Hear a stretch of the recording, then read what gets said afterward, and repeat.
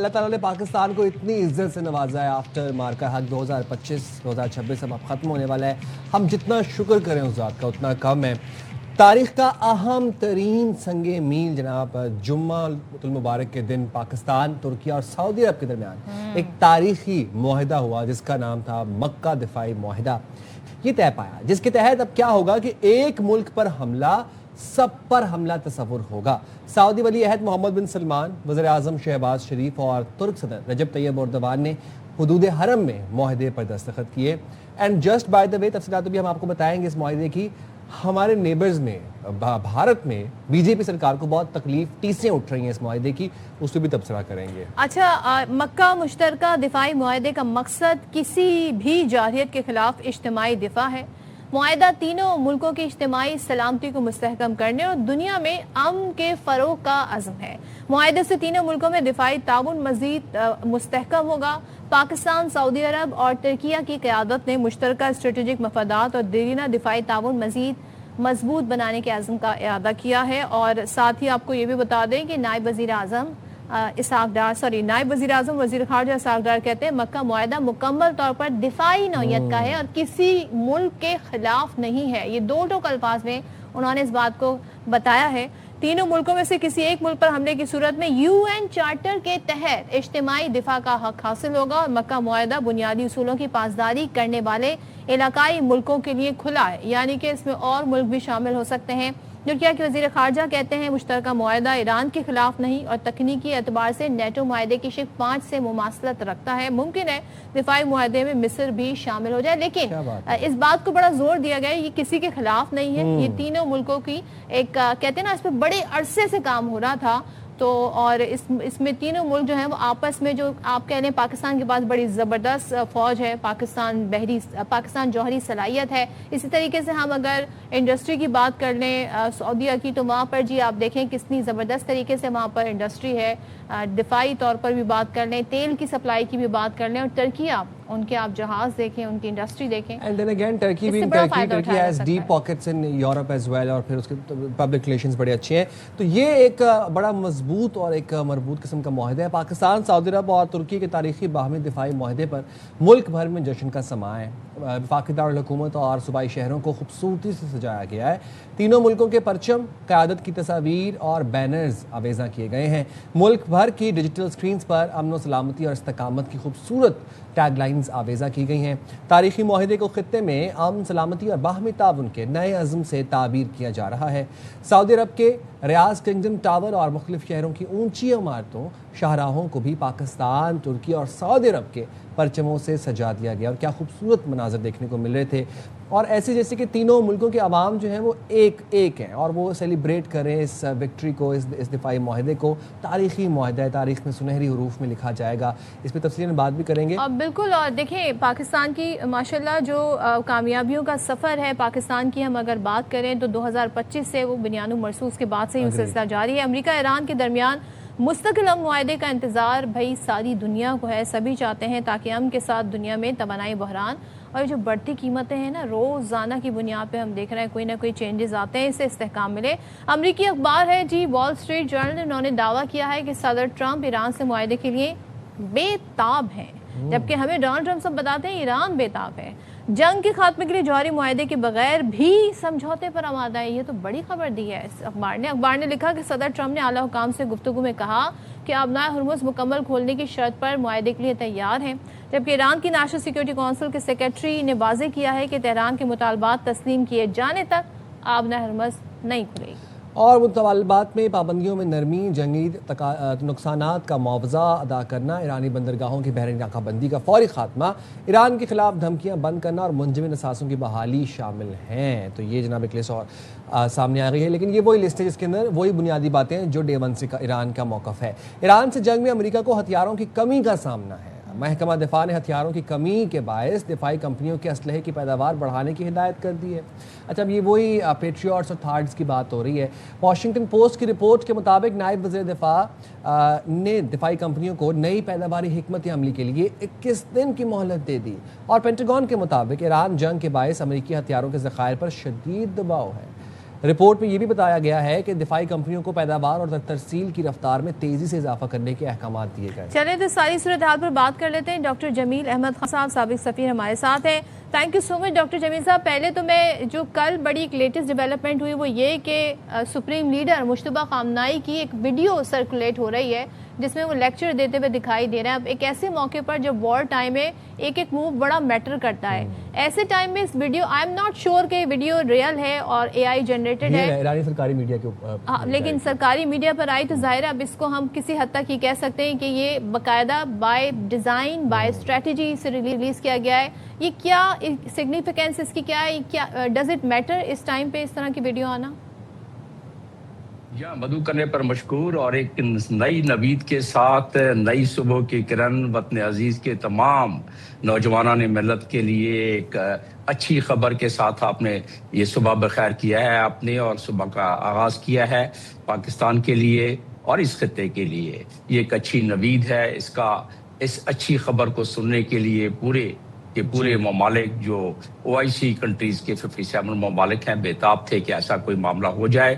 خطے کے پورے, میں آپ کے چینلز پہ کہتا رہا ہوں, میں آ رہا ہوں خامنائی صاحب کے معاملے پر, میں آپ کے چینل پہ ایک مرتبہ نہیں متعدد بار اور کافی چینلز پہ کہہ چکا ہوں کہ خطے کی سیکیورٹی پیراڈائم پوری چینج ہونے لگی ہے اور یہ اس کا آغاز ہے. اب آ جاتے ہیں ویڈیو پر.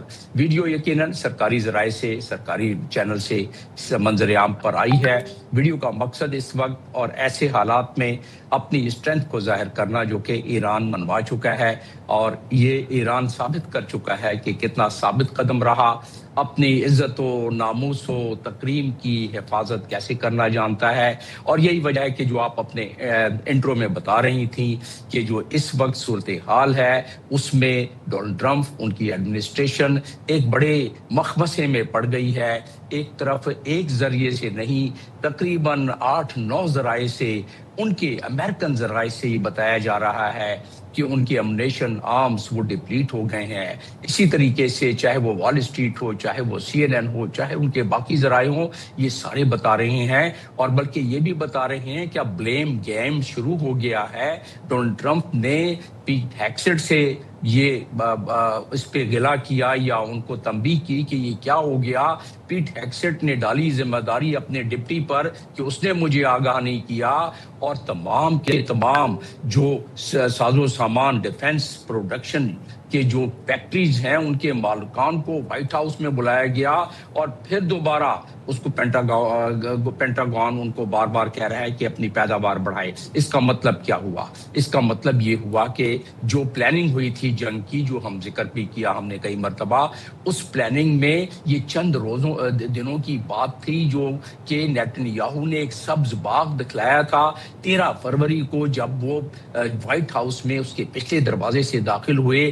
وہاں اسرائیلی لابی سے کہ انفلوئنس شدہ جتنے ان کے کیبنٹ کے ممبر بھی بیٹھے ہوئے تھے, جنگ کا فیصلہ کر لیا, جنگ میں جھونک دیا اپنے آپ کو. وہ اہداف اب تک حاصل نہیں ہوئے جو کہ پچھلے 5 سے 5.5 مہینے میں, جو کہ وہ 5-8 دن میں کرنا چاہتے تھے. تو یقیناً ایک پریشر تو پڑے گا. اچھا, اب اس پریشر کی وجہ سے ڈونلڈ ٹرمپ کہتے ہیں کہ میں جو ان کے اخبارات اور ان کے ذرائع بتا رہے ہیں کہ مضطرب ہیں ڈیل کرنے پر, کیوں نہ ہو, کیونکہ آگے الیکشن آ رہا ہے. دنیا تو چلیں, تکلیف اس کی جتنی بھی ہے, ڈونلڈ ٹرمپ کو اس کا کتنا احساس ہے, بہرحال پریشر تو پڑ رہا ہے. اپنے قوم $7 فی گیلن LA میں اس وقت پیٹرول بک رہا ہے. امریکہ میں کبھی ایسا نہیں ہوا, لوگوں کی چیخیں نکل گئی ہیں. تو جو اب یہ الیکشن آنے والا ہے اس میں ہارنا تو اس کا مقدر بن جائے گا اگر یہ ڈیل کسی لحاظ سے نہیں. ایران نے دوسری طرف اپنے بڑے معقول انداز سے وہی ڈیمانڈ رکھے ہیں جو 14 نکات میں ہے, اور میں ایک ایک کر کے اس کو وضاحت کر سکتا ہوں آگے چل کے آپ پوچھیں گے تو 14 نکات میں ایک اضافی بات انہوں نے کی ہے کہ وار ریپریشن جو ہمارا نقصان کیا ہے وہ بھی ہم بھروائیں گے, لیکن اس کو کسی دوسرے انداز میں. جو 14 نکاتی اسلام آباد ڈیکلیریشن تھا اس کے تیسرے پوائنٹ میں دیا ہوا تھا کہ یہ 300 بلین کی رقم جنریٹ کی جائے گی اور اس کو انویسٹ کیا جائے گا ایران میں. تو بہرحال یہ وہی سے چیز ہے، لیکن اب ایران کہتا ہے کہ پہلے آپ یہ امپلیمنٹ کریں، جو وعدہ کیا ہے وہ ایفا کریں، پھر اس کے بعد ہم ہرمز کھولیں گے. ہماری عمان سے ایگریمنٹ ہو بھی گئی ہے، تقریباً نزدیک پہنچ گئی ہے، ہم کر لیں گے، پھر بھی نہیں کھولیں گے. وہ تو مینجمنٹ کا ایک ہمارا عمان کے ساتھ ایگریمنٹ ہو رہا ہے، لیکن ہم کھولیں گے اس وقت اسٹیٹ آف ہرمز جب آپ نے وعدہ.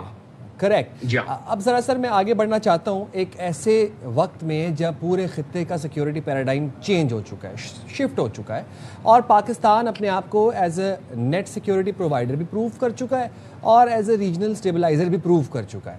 پھر ایسے وقت میں ہوتا ہے مکہ مشترکہ دفاعی معاہدہ. اس کی کیا سگنیفیکنس ہے آپ کے نزدیک، خاص طور پر اس وقت کو مد نظر رکھتے ہوئے؟ دوسرا سر، آپ کے انالیسس میں اور کون سے ممالک آنے والے سالوں میں اس معاہدے کا حصہ بن سکتے ہیں؟ جی ہاں، جس اسٹیج پر ہم پہنچے ہیں اس وقت، جس سے کہ میکا جوائنٹ ڈیفنس ایگریمنٹ ہوا ہے، اس کے لیے اس کے پیچھے کافی عرصے سے تقریباً 1 سال سے گفت و شنید چل رہی تھی. ان ممالک میں ایجپٹ بھی شامل تھا، اور آپ نے دوسرے سوال کا جواب آپ کو مل جائے گا اس میں کہ ایجپٹ شامل ہونے لگا اور باقی ممالک اس پہ آتے ہیں. لیکن یہ جو اس پہ کوششیں کاوشیں ہیں، یہ وہی فوج ہے، وہی لوگ ہیں، وہی نوجوانان ملت ہیں جو فوج میں بھی ہیں، جو مختلف اداروں میں بھی ہیں. فرق صرف اتنا ہے کہ لیڈرشپ. جو فیلڈ مارشل اس وقت ہمارے ہیں، انہوں نے ایک leadership دکھلائی، field marshal Syed Asim Munir, اور اس لیڈرشپ کے تحت مارکہ حق کا ایک مارکہ مارا. اور اس کے بعد جو ہماری پروفائل میں اضافہ ہوا، اس پروفائل کے اضافے کے بعد دنیا کی اسپاٹ لائٹ، میں دنیا کی بات کر رہا ہوں، اسپاٹ لائٹ ہم پر پڑنے شروع ہوئی. خلیجی ممالک کو بھی احساس ہوا، حالانکہ ان کو علم تھا، لیکن ان کو ثابت کر کے جب دکھلا دیا کہ ہم یہ کچھ کر سکتے ہیں اپنے سے بڑی قوت کو، تو اس کے بعد خلیجی ممالک توجہ، ترکی تو ہمارا دوست ہے لیکن ان کی توجہ مرکوز ہوئی. اور یہ جو خواب دیکھا جا رہا تھا کہ کوئی ایسا ارینجمنٹ ہو جس میں جس طرح پاکستان نے اپنی قوت دکھلائی، وہ قوت ایک ڈیفینسو فارم میں آ جائے کہ لوگ ہماری طرف غلط نگاہ سے ہم پر حملہ کرنے کے لیے نہ دیکھیں. یہ چاہے ہم ہو، پاکستان ہو، ہمارا پڑوسی ملک، اب 10 دفعہ سوچے گا، بلکہ اس سے زیادہ سوچے گا کہ اب وہ جو سندور 2 اور سندور 2 کی جو نعرے لگا رہے تھے، خاموشی آ گئی ہے، سانپ سونگ گیا ہے. آ جاتے ہیں دوسری بات پر. اس خطے میں یس نیٹ اسٹیبلائزر، سیکیورٹی اسٹیبلائزر، اب نیٹ سیکیورٹی پرووائڈر. دیکھیں ہم نے جو پاکستان نے اب کیا، یہ پہلے بھی ہو سکتا تھا، لیکن مارکہ حق کے بعد ایک نیا رنگ آیا ہے. ہمارے جو پروفائل ہے، ہماری شان و شوکت ہے، ہماری فوج کی آن بان شان جو ہے، اس کے بعد پھر یہ جو نیا رخ آیا ہے، اس میں چیزیں اس نئے خطے کے تغیرات کے لحاظ سے ہماری بھی اس میں جو اہمیت بڑھی ہے. اور یہ اہمیت ہم اس کو معاشرت سے جوڑتے ہیں، معاشی معاملات بھی آئیں گے. آپ دیکھیں کہ ہم سے 3 ممالک نے کہا ہے کہ ہم آپ کے پاس اپنا ذخیرہ کریں گے تیل، جو بذات خود آپ کے تیل کے مسائل، اسی طرح اور زیادہ بھی. لیکن ہم نے قائد اعظم کے زمانے میں جو فارن پالیسی کو وضع کیا تھا، جس میں ہم نے کہا تھا کہ ہم اپنے مسلم ممالک سے تمام کے تمام سے اس کو فارن پالیسی کا اپنا برادرلی ریلیشن کا حصہ بنائیں گے، اور امن کے لیے ہم اس کے پیروکار رہیں گے. یہ وہی UN چارٹر 51 کا ذکر آپ نے کیا، یہ وہی ہے. بالکل آپ صحیح کہہ رہے ہیں، آپ نے بڑے زبردست اس کا احاطہ کیا ہے ڈاکٹر جمیل صاحب. تھینک یو سو مچ. اور بڑے اچھے سے آپ نے بتایا کہ کتنا زبردست یہ معاہدہ ہے. الحمدللہ وہ کامیابیوں کا سفر جو میں شروع میں کہہ رہی تھی، انشاءاللہ وہ جاری و ساری رہے گا. اور پاکستان کا جو ایک نیا تشخص ابھرا ہے، اس کے سبھی کہتے ہیں نا معترف بھی ہیں. ہم کتنے ہی آرٹیکلز کے حوالے بھی پہلے آپ کو اس حوالے سے دے چکے ہیں.